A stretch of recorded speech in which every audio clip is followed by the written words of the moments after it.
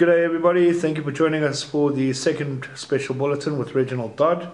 Reg and I are going to be talking this evening or today about how to prepare yourself and your family. If you have made the decision to support USAF and move down to the Cape.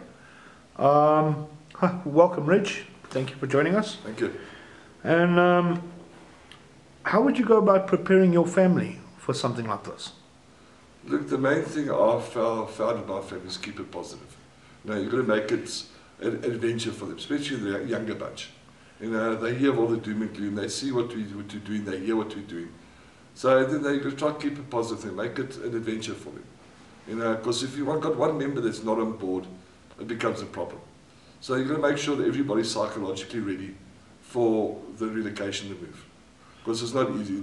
It's as traumatic as for us as it is for our children and so on. So, like my kids, I've involved them in help, involved in packing, getting ready, sorting out their little things, giving them each a box which they can put their things in. We might not think it's important, but their little game of cards they play, all their marbles, all their toys, it's important to them. We're losing so much as it is with the relocation because we can't afford to take everything down. So it's important that they have their little piece of home that they keep close to them. And how do you go about explaining this to them? With great difficulty. They don't quite understand what's happening. They're still young. Now, fortunately for my eldest son, he's 15 at the time, he sort of understands what's going on. Also has a lot of questions. So you've got to try to give him information that he can use that's not going to scare him. Because that's the most important. You don't want to scare the kids. So that's why you've got to keep it on the adventure scale. Make it feel like we're going to go camping, it's going to be a jol. So keep it positive. Keep them informed, but don't feed them too much information which would scare them. Now that you've prepared your family, how do you go about planning and understanding for yourself? How do you prepare yourself? Look, that's a difficult one, keeping yourself motivated. Because with everything going around, all the negativity, it becomes very difficult times. But again, it comes down to preparation, preparation, preparation. Now, once you've got your destination planned out and that all settled, then you've got to look at the task of what I need to do to get down there. Okay, in terms of preparation for vehicles, how you're going to get down, in terms of finances. It's easy enough just to pack your things and go, but there's a whole lot of things that are going to come with that in terms of preparing. If I get down there, how long can I survive down there? So you've got to take that into consideration in terms of finances.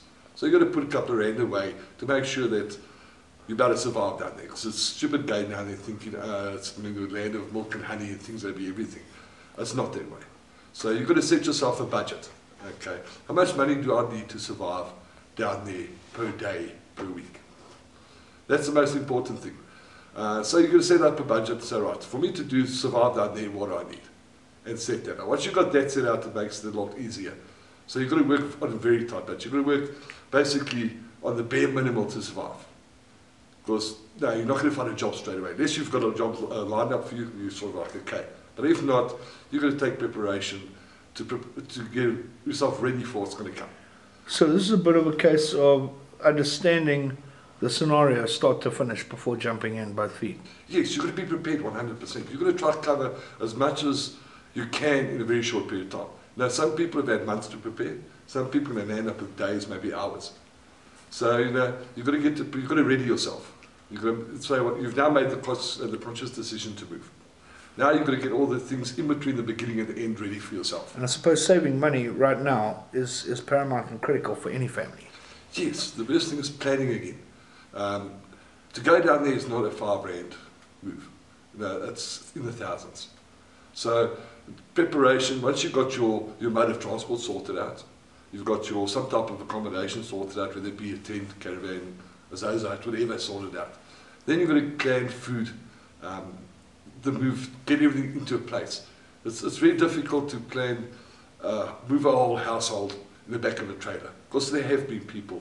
A personal friend of mine left, he was with his golf and a Fender trailer, he's down in my area at the moment, busy scouting, getting everything set up for when we come down. Because my task down there is a big task, because I've got to prepare areas for people coming down who might not have what I have. Now, I'm fortunate enough where things are falling in my path with God's will. He's helped me financially, he's helping mentally. Without his help, I wouldn't be here. Without his guidance, I'd be lost. So most important, you've got to make or get your relationship with God right. Because you're going to need every bit of help you're going to get. Some people are not God-fearing, so I can't answer for them. But what's helped me is getting my mission with God right. What do I have to do? How do I have to protect my family? And how can I protect more people coming down that aren't as fortunate as me? And once you've sort of understood your task and you're prepared for worst case scenario, hopefully expecting the best, what would you say is the next step forward? Next is preparing your trip down. Okay, how are you going to get down there? What type of route you're going to take? Now, if it's the worst case scenario, you need to hook or link up with groups who set these things up. You know, the likes of Legion and so on. We've got all these criteria set up, all the escape routes, all that type of thing. I've been fortunate enough where I did all the legwork for it. I've set up routes came down, there's safe routes for the masses to come down. But not everybody's going to follow my route because it's Joburg's or Gauteng's such a big area. Not everybody can go virgin to my extraction point and leave from there. It'd be madness. So every area, that's how I started the cell groups, for people to get organised into groups. It's easier to move a group of people than a mass. So that's why we all started the cell groups, that we can get people, identify who we are, how many we are, who we have to save. Because there's a lot of people. Even if the numbers which are in USAF at the moment all have to leave, I think it's close to 70,000 people. And that's possibly 70,000 families. So large numbers of people. So if everybody would go to one extraction point, it's impossible. So that's why we started the groups, that everybody can try to get some type of plan in action for the easiest way to get out. Because if it is the worst case scenario, there might be martial law, we don't know. So you've got to be open to the idea of having to do things the rough way. So you've got to plan or get into a group that's planning this type of stuff. So you recommend guys look for a group in their area and link up with a group in their area and work with them in terms of planning routes, planning evacuations, planning assembly points, and moving as a group rather than as individuals. Yes, now strength in numbers. You know, I can't protect my whole family by myself as much as I'd like to, but protecting myself against one person is one thing. Protecting myself against 100,000 members or people running and storming me, I can't protect myself. So that's why I've integrated into groups who have given us tools also to move out, helping us with extraction, that type of thing. So it's a good thing to do. You know, to me, I've tried to cover as many bases as I can. I've got my own route, my plan A, which is get in my car, take a lovely 8-hour trip to Cape Town. But possibly that happening is, at this point in time, pretty good.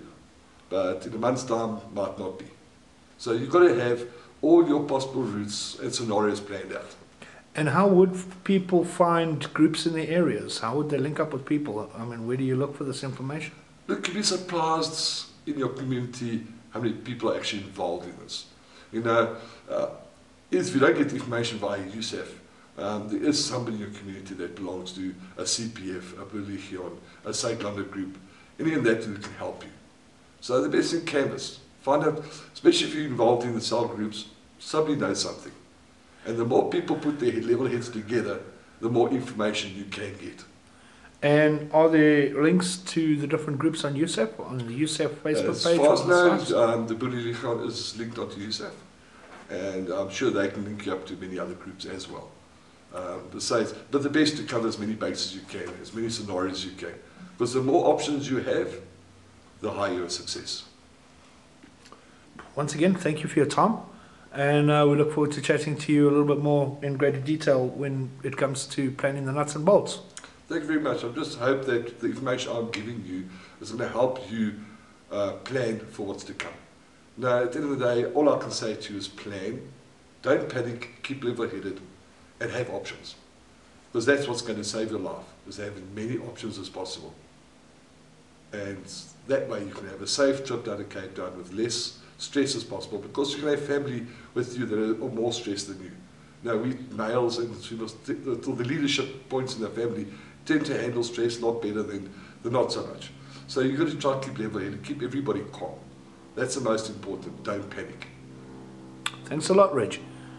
Look forward to chatting to you again soon. Thank you.